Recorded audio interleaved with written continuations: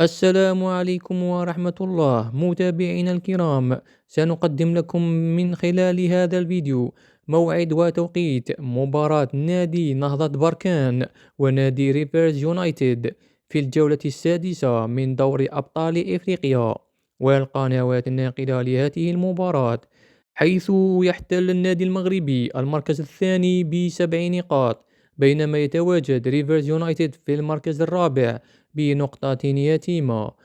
وقد انهزم النادي المغربي في جولته السابقة أمام باور ديناموز ب2-0، وانهزم أيضا نادي ريفرز يونايتد ب4 أهداف أمام بيراميدز المصري. هذه المباراة تلعب يوم السبت 14 فبراير 2026 على الساعة 8 بتوقيت المغرب تونس والجزائر، وعلى 9 بتوقيت مصر. حظ موفق لنهضة بركان المغربي. وتنقل هذه المباراة على قنوات بي إن سبور القطرية وديما مغرب.